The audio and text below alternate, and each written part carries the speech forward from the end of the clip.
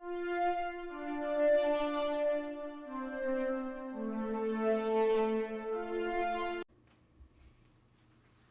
are happy to announce that this episode of the SWW show is partially brought to you by Humble Bundle.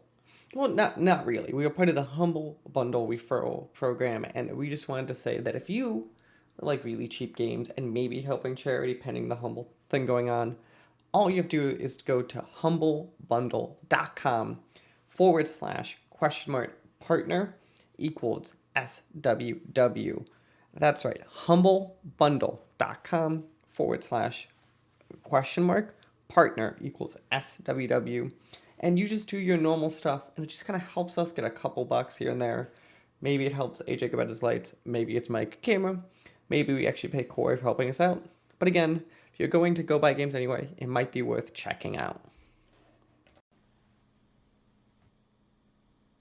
Hello everyone, and welcome back to these interview episodes of the SWW show. I'm Mike, and today with me a special guest from decently around the world.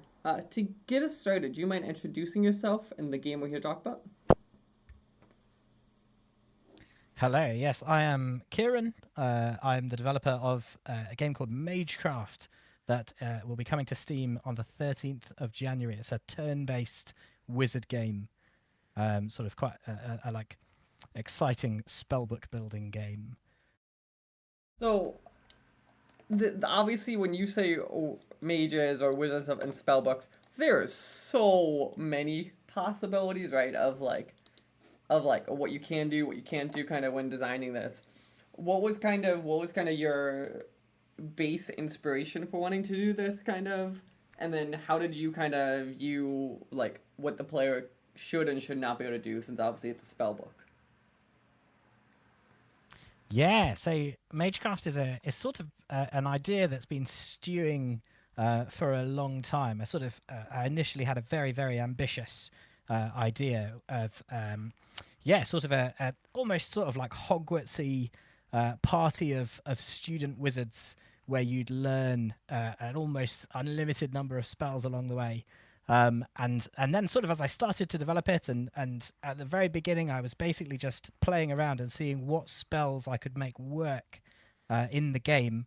And then as I went on, I sort of trimmed down to the ones that aren't just different spells in terms of they look different and are called different things, but which functionally do different things. So it's quite sort of interesting. A lot of the creative process comes from trimming down as much as it does widening out. So you'll find sort of early on I had a lot of spells such as like maybe you're able to turn an enemy into a pot, or maybe you're able to turn an enemy into a sheep, or maybe you're able to freeze them in ice. And then you sort of realize, a lot of these things, it's going to have very similar effect on the flow of the game, on the combat. And so it reminds me of the whole thing of like, I don't remember the game Prey, like from a few years ago, where that whole thing was like, you could change into anything. And at a certain point you're like, yeah, but it comes to the problem of, I can change into anything. But would I? Like the amount of that's the return from a developer of like, what is that return of like, is one person gonna do that? Is that worth 2 months of me trying to not die? Yeah, and functionally, how different is it going to be in the game? Like, yeah, if I turn it into a chair versus if I turn it into a table, well, okay, I guys, think that's going to be sort of, it's fun to. But the return on investment is diminishing. When you've got the broader your selection of things that are sort of incrementally different. But yeah, so it's been sort of quite a fun experience of whittling away sort of down to what are the core mechanics, and then how do they work together so that you can build up your spellbooks of several different wizards over the course of a game, such that they'll always be fun to play together. And they'll always be powerful enough to take on the enemies that you'll be encountering at different power levels. So quite a lot goes on behind the scenes into that sort of balancing. God, no, that sounds like it. As we'll get into the game in a second, but as we were talking about again, as you are part of War Shark Games, do you mind kind of introducing kind of the studio too? Obviously, it's a studio it's fair to say not the biggest studio in the world. So and you do have a few games kind of up on Steam. Kind of, this is not your guys' first run of the radio. Yes, so I am in fact Warshark Games. Warshark Games is me. It's it's a yeah, just the name that I make games under for Steam. Yeah, so I started making games over lockdown. I sort of started getting serious with it. I've made games for quite a while. I did a degree in computer games development at university, and yeah, over lockdown, you just got a bit more free time on my hands, and I thought, I could actually put this to some use and put something out there and make the games that I've had ideas for and want to actually get onto the screen and get out into the world. So yeah, started during lockdown and have been sort of working non-stop since then, making games. Perfect. Actually, we'll kind of jump into this game again in a second if you don't mind. But actually, I also have a degree in game development, so I just find this discussion interesting of like that academic discussion to like Nice. actually using those skills. What kind of like to Mm. you? I'm actually just gonna say the obvious question that I think is it's a useful question to a lot of people. Do you find your degree useful? Because to me, like the degree to me, which I always when I was people ask for like game degrees, I go, there's a utility to them. But if you plan to not be in the games industry directly when you have them, I go, I think you need to like morph those skills and kind of figure out how to translate them. But they're definitely very transferable skills. It feels like to a lot of stuff. Yeah, so I think maybe the question that I would sort of ask is what's the difference in use between a games degree versus a straight computer science degree? But I do think that the degree aspect is useful. You come across quite a lot of programmers on the internet who've not got a sort of grounding in a university degree, and what you tend to find is there's sort of a yeah, you can become quite a good programmer without that. You can sort of gain a lot of the skills without it, but you don't have sort of a lot of the things that you wouldn't think of that lie behind programming. Just things that are to do with sort of how a computer works, how you can get the most out of your code. A game is, you're trying to you're rendering a really complex 3D scene 60 times a second, ideally, and you're going to be wanting to squeeze every ounce of performance that you can get out of that. So I think a degree is quite useful for being able to do that well. I don't think it's necessary, but I also really enjoyed my degree, so I'd recommend it on that basis. In that, if you're passionate about game development and want to explore those skills, university is just a great place to do that because you get the time and the space for it. And also the thing I was finding, so my degree is actually in game design and development versus like a more programming heavy degree. So I always have that fun stuff when I go into fields. I don't know if you had the same stuff of like I may know how to do something. It doesn't always mean I know the correct comp sci technical term of doing something too. That's always been a fun challenge of like, oh no, I know that thing. You just have to explain it to me of what this term you're saying to me is.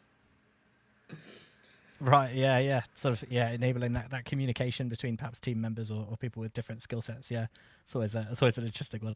Yeah, it's always interesting. But yeah, great. Let's jump back into MageCraft now to kind of understand your background a bit more. So obviously there's a lot of potential wizarding or stuff out there. What do you kind of like? What is the what was the inspiration for this one? Like, was there a specific world you chose this off of? Was it kind of a combination of different fantasy worlds you kind of based your rules off of? Well, I've really liked the medieval setting. So in terms of theme and tone, I really went medieval. Yeah, as I said, it sort of came from initially trying to do as much as I can, and then thinking a little bit more about how to put that together. So the last game I'd made, which was Samurai, which sort of it's a lot more linear, and it's got sort of more traditional skill trees that your samurais unlock as you go along. And I'd built a bit of a behind the scenes system where I could add additional skills and made it quite modular. And then so I thought, well, maybe I'm at the point where I can do a wizard game and really sort of get the interesting spells. I'd always wanted to do things that messed around with time. Time is a sort of a concept in video games that it's explored quite a bit, but there's severe limitations that make it hard. Like especially if you're going to have any sort of traveling backwards in time. So I'd really enjoyed the idea of how far can you push that? Can you have games where time is malleable? Maybe not just where you're freezing things, but where you're undoing actions that have happened. I really enjoyed it. It's a sort of a bizarre inspiration for a turn-based game, but I really liked Titanfall 2 has a level where you're fighting in two different time periods at the same time, and that was really awesome. So the idea of messing with time, the idea of sort of having freedom to call on sort of elemental things and mix that with. I wanted the basic philosophy behind it was that I wanted the player to feel very powerful at every point, and for the player to always be going, wow, it lets me do that, and then sort of obviously balancing that with the enemies that you then come across. And I think we've somewhat got there. I'm sort of pretty happy with the result. And then it's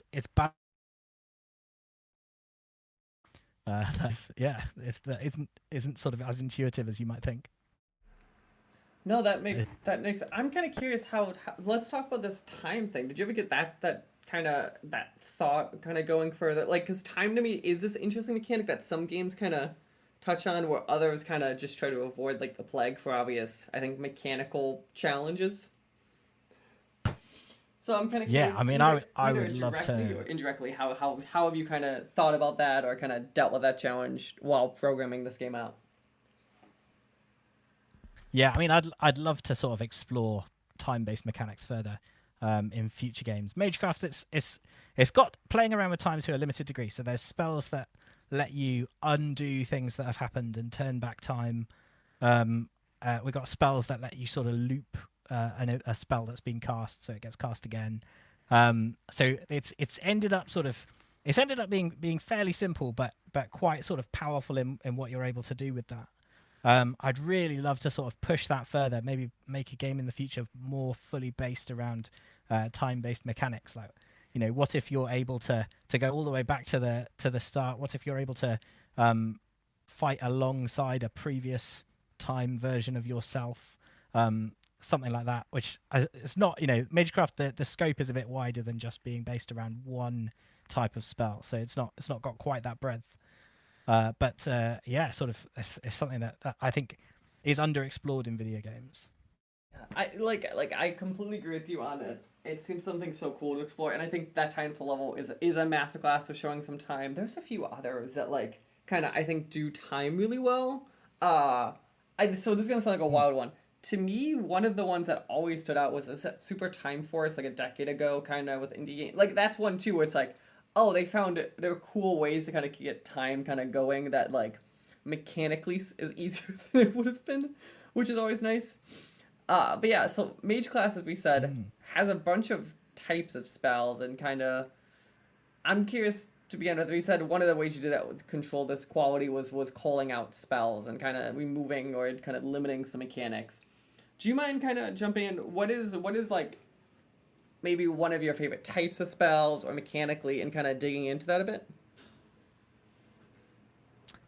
Yeah, I mean, I really enjoy anything that sort of plays with the more fundamental aspects of the game. So obviously it's a turn-based game. You've got actions. Anything that's to do with passing your actions around, anything that's to do with enabling people to have more actions and getting more out of that. So you can really ramp things up. So there's one character who his magic is all to do with empowering his melee attacks further. So I don't know if you've seen The Witcher, but it was sort of loosely based on. There's a brilliant sword fight in the last episode of season 1 of The Witcher where a guy sort of magically can keep swords reappearing, and I sort of like, oh, that's quite a cool thing. What can we do with that? What can we play with? You can take the time to really buff this guy up. By the end, you're sort of teleporting around and stabbing everyone in the back all in one turn and sort of chaining it all together. So that's sort of the spells that it really feels like you're almost breaking the rules of the game by doing them. I really enjoy that sort of thing. And then just sort of pushing it. How much can players stack together to improve their DPS, to improve the spells that they've got, and then taking them to another level.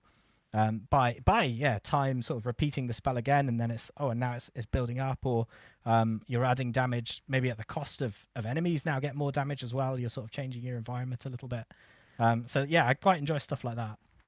That's interesting. So let's talk about that. So you said there are spells that almost like, is it like is it like a buff, like battle wide buff spells out there? Is that what you're kind of implying? Yes, yeah. So I quite like the idea of, it sort of naturally balances itself. A spell where you improve the damage that you're doing, but at the cost of, if you do leave any enemies alive, they're also massively improved by it. So yeah, balance wise, I get how that works. I'm kind of curious how that plays out. Like, what is my advantage? I guess, like, I assume I could knock out the enemy, so it's worth it. Yeah, that's what you're trying to sort of balance. If you can take out enough enemies in that turn, or if you can incapacitate them so that they're not going to be able to use their attacks. That makes a lot of sense. Is there? So I guess it would be. Is there a way for like the enemies to activate something like this, or is it kind of like the player determines when something like this happens? So that's a spell that one of the characters in your squad can have. There are enemy spells which sort of buff the enemies, but they don't. I'm just trying to think. They don't do anything that will buff you as well. Although that sounds like a fun idea, actually. I just wasn't curious because obviously you activating it is like interesting because like it's this card that like but the player controls it where like in the sense of like if there's some chaos of like oh enemies can either force you to activate it or they have something similar it kind of creates this other element of stress kind of built in. That's what I was curious. Yeah. Oh, So and there's the opposite spell as well. So you can nerf everybody at the cost of nerfing yourself. So if you're really on the back foot and you feel, oh man, I'm going to be taking too much damage next turn, I'll make sure that I nerf enemy magic. But then that's at the cost of like I'm really sort of weakening what my spells can do as well. So am I now going to be able to defeat them? It's sort of God, yeah. So so spells that are sort of a bit two-sided. and feel free if I'm dating this too much. I'm curious, kind of, did you or have you played with so like in a battle, right? So, and I picture games like this. Is every is it possible for enemies to kind of so it's possible for enemies to kind of join later in this battle, right? So like how does that creates almost this really interesting dynamic gameplay of these buffs and debuffs of like, oh, now there's more coming in. How does that math work out? Like, I'm kind of curious if any of that is considered or was considered kind of when thinking of like the permanence of these upgrades, for example, in a battle versus like a few of so many Yeah. So turns. upgrades. Yeah. So upgrades they can affect you for a turn, or they can affect you for the whole encounter. And if it's the whole encounter, then that sort of includes multiple waves coming in. And what tends to happen is the wave will be triggered when you defeat the last enemy of the previous wave, and so that doesn't technically end your turn. So if you're thinking with the turns, you can be stacking buffs or stacking sort of spells on top of one another that you wouldn't normally be able to do multiple times in a turn because when a new wave of enemies comes, you get more actions. And yeah, so that can be quite fun sometimes, sort of timing when you trigger the next wave coming in. That ends up playing into the strategy of the encounter. No, that makes a lot of sense. That's also very interesting. It leads, I think, a lot of interesting problems for you to test. I feel like of like trying to figure out Yes. what can break stuff. Because I could just see a combo of stuff I could try to do, and also it's like, oh, this is a problem. So as we are Yeah, I mean talking, this is why you go to yeah, this is why you go to university and get a game development degree because then you know your design patterns and you can sort of you get a bit of an idea what's going to cause me problems in the future. How can I mitigate that? yeah. So as we are talking, the game comes out pretty soon. It comes out in like 3-ish weeks. Uh, we are right before Mm. the holidays here. What can people kind of expect at launch, kind of as a package, and then kind of are there any plans either announced or that you're comfortable talking about if you don't feel like you have to, kind of what it looks like kind of once this comes out, and then kind of if there's any roadmap afterwards. Yeah, so at launch, I'm expecting the length of a first time play to probably be about 10 hours, and so it's a full story experience. You've got 3 worlds. You've got a team of up to 6 mages, of whom you take 3 into each encounter. So you're getting a complete story games that hopefully will really challenge players who are even familiar with turn-based strategy games. And then yeah, post launch, it's mostly ideas rather than any concrete plans. I've got sort of maybe a couple of extra game modes that might get thrown in there, and I'll be wanting to sort of make sure that yeah, if there's bugs emerging, which is almost inevitable, then I'm able to have a bit of time to stamp on those without having too much sort of planned in. Um, so yeah, so it's not any hard plans post launch at the moment, but maybe hopes and dreams. Hey, it's always we all hope to. And I think it's also just because obviously your game being what it is mechanically, I think there is a lot of room for potentials of like obviously of like, oh, I'm assuming you have plenty of ideas. We talk about time or other stuff of what you'd want to do if you had more time and resources for spells. So that's gonna be very curious. Uh, but yeah, everyone should go at least wishlist the game. It's right now available to wishlist on Steam. The game is MageCraft. You are War Shark Games. Uh, as we were talking about the game, is there anything that you feel we are missing that you really want to touch on? Whether it's other mechanics of certain types of spells, whether it's story, whether it's battle mechanics. What kind of if we were if there's any other spot that you think that people might wait and want to go check out the game? What stands out to you? I'm quite happy with how the aesthetic has turned out, and that's obviously sort of it's surprising how big an effect that can have on the experience of the game. But it's sort of quite a fun, cartoony aesthetic. If you like medieval stuff, it's all about Merlin.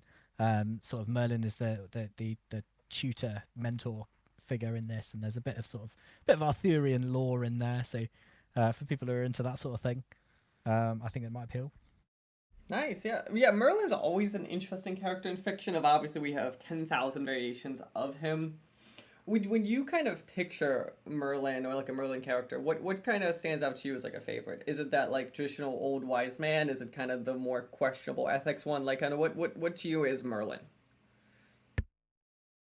Yeah, I mean, a lot of the storytelling in Magecraft is very behind the scenes, and you're just picking it up through snatches of dialogue and the world.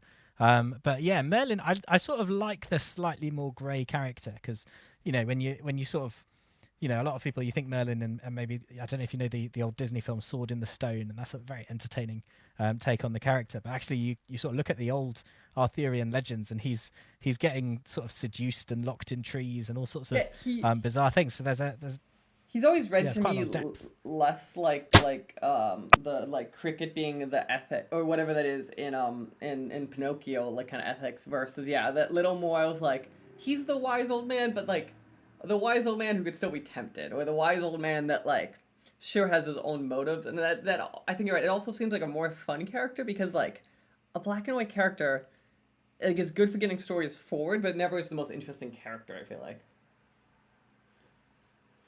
Yeah, and I think more than anything, I wanted to keep him quite mysterious. Like he doesn't do very much. You don't get much of an idea what's going on behind that beard. He's this old mentor figure. You're seeing him through the eyes of these students, these apprentices, where he's Merlin. He's this like revered, crazy, powerful wizard. And yeah, it's like why has he got this person attacking him? What's going on there? So there's a lot of sort of left for the player to maybe pick up as they would if they were a student of Merlin, rather than seeing sort of more of him from like a personal point of view. Perfect. Well, I want to say thank you again for talking to me today. Again, the game is MageCraft. Go wishlist it on Steam. It helps out on every metric. And you can go check it out starting Yeah, for on sure. January 13th. Final question for you. Do you have a price point yet, or is that still kind of TBD? The price, I'm trying to think what it is in US. I believe it is 5.99 US. Okay, so five 99 around there. USD, give them a little break. Currency About exchanges are always 5.50 fun when you always pounds. have to deal with this stuff on Steam. That's what people ask me for, and I'm like, I have to just look up in your Yeah. currency because I just don't know always what it translates to. So, but again, thank you for talking to Uh, me, and enjoy the rest of your day, and best of luck while you're finishing up development. Brilliant. Thank you very much. Yeah, it's been a pleasure. The SWW show and all of its affiliate podcasts are podcast by me, Mike Maroney, and AJ Losi, sometimes by our contributors, including Corey King. you can follow the SWW Show on social media at the SWW Show, or sooner or later you go to patreon.com/SWW to help us out. Thank you. We hope you enjoy the rest of your day.